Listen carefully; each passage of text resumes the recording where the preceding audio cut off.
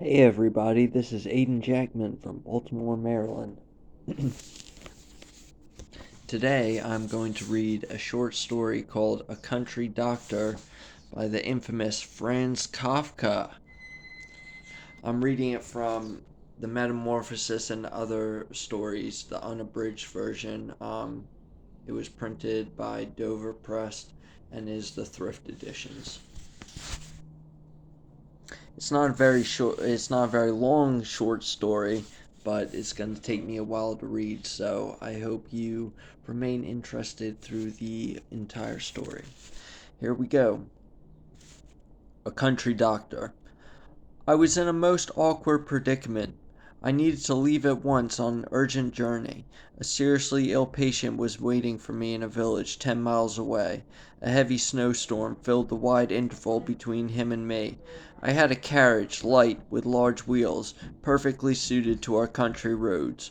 Wrapped in my fur coat, my instrument bag in hand, I was already standing in the yard ready to go, but I lacked a horse. A horse. The previous night my own horse had died as a result of overwork in this glacial winter. My maid was now running all over the village trying to borrow a horse, but it was hopeless.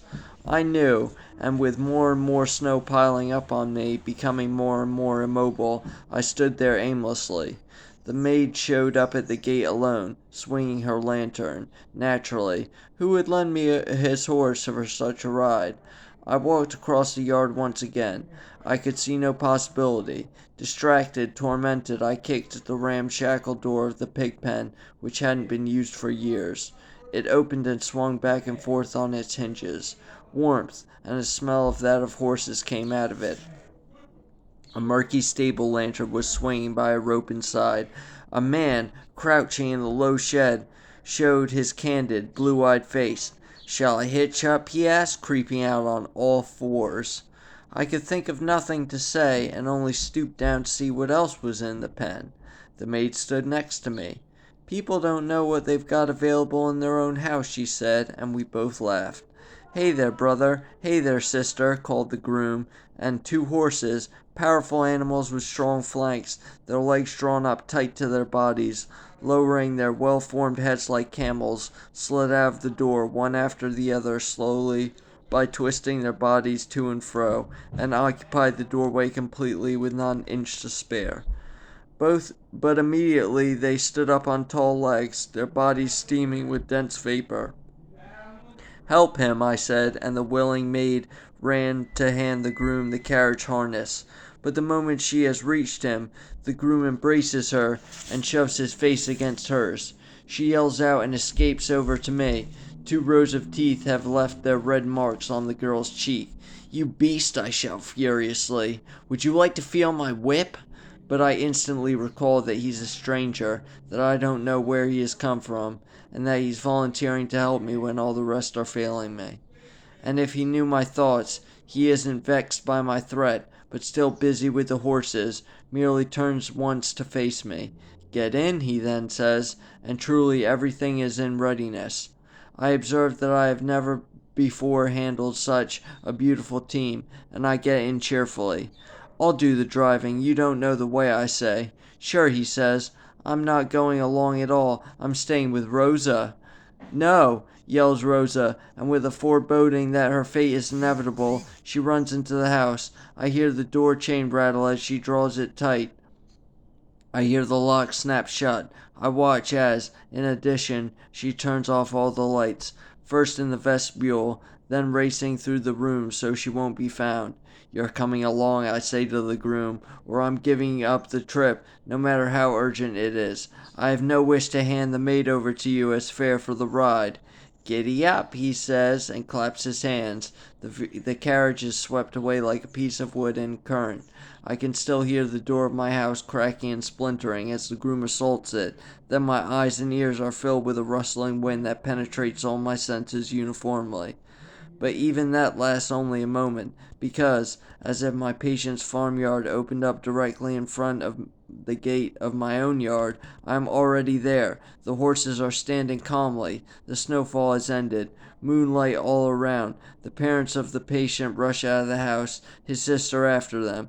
They practically lift me out of the carriage. I can't make out any of their confused talk. In the sick room, the air is barely breathable. The stove, which hadn't been tended to, is smoking. I intend to open the window, but first I want to see the patient. Then, with no fever, not cold, not warm, with expressionless eyes, without a shirt, the boy raises himself up under the feather bed, embraces my neck and whispers in my ear, "Doctor, let me die." I look around. No one has heard. His parents are standing in silence, bending forward in expectation of my medical opinion. The sister has brought a chair from my bag. I open the bag and look through my instruments. The boy continues to grope toward me from his bed in order to remind me of his request.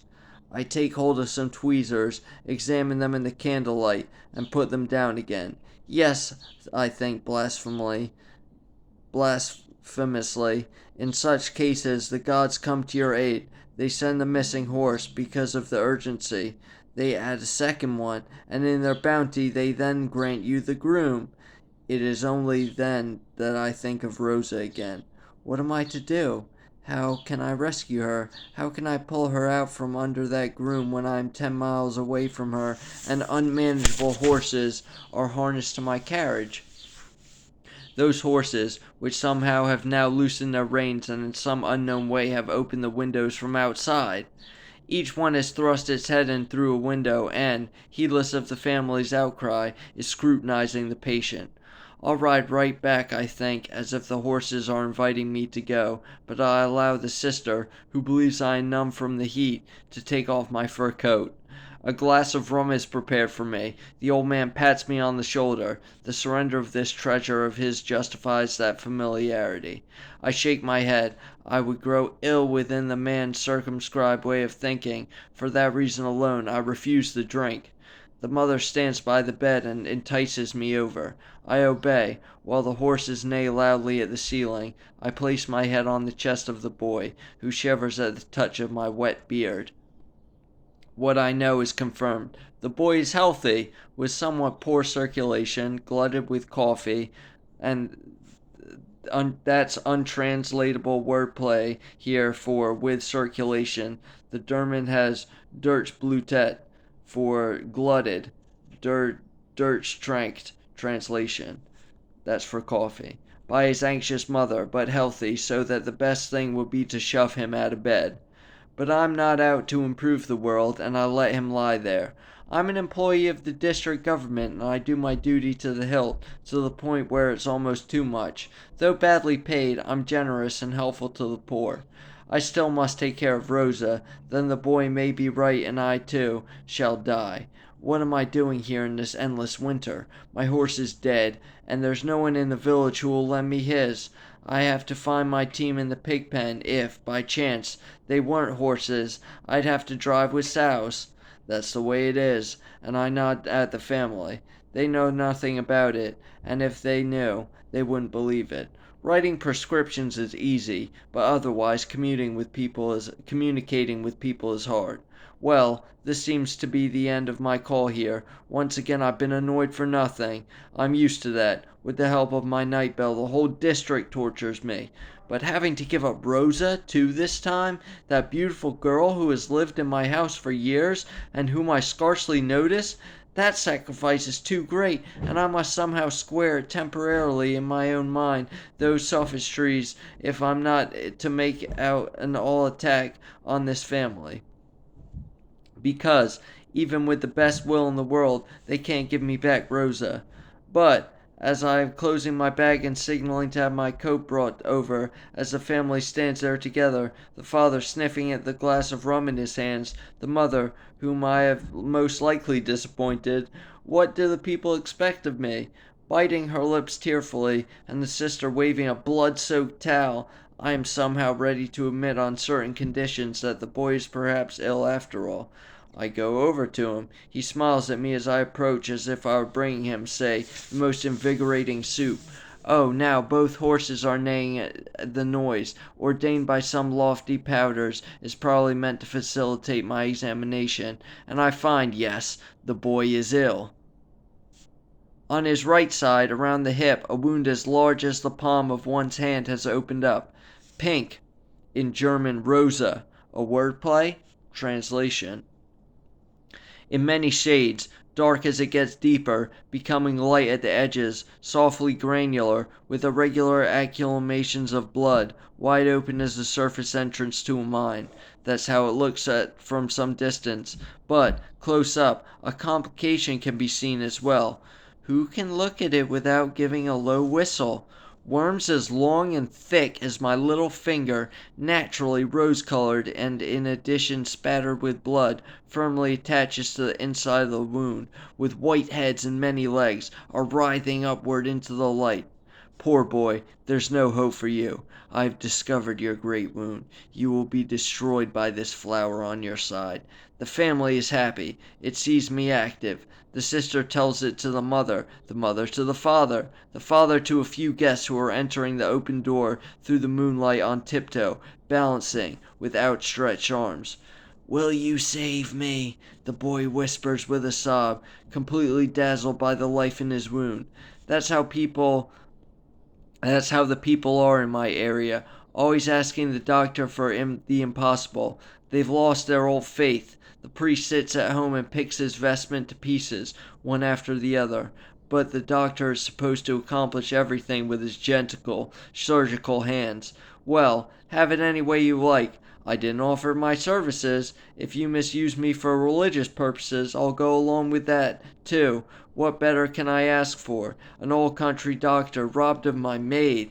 And they come, the family and the village elders, and they undress me. A school choir, led by their teacher, is standing in front of the house and singing an extremely simple setting of these words: "Undress him, then he will cure. And if he doesn't cure, then kill him. It's only a doctor. It's only a doctor." Then I'm undressed and, my fingers in my beard, I look at the people calmly with head bowed.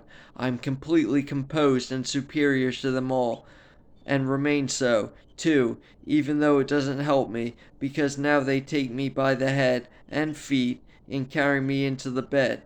They lay me against the wall, on the side where the wound is. Then they all leave the room. The door is closed. The singing dies away. Clouds pass in front of the moon. The bedclothes lie warmly on top of me. The horses' heads in the window openings waver like shadows.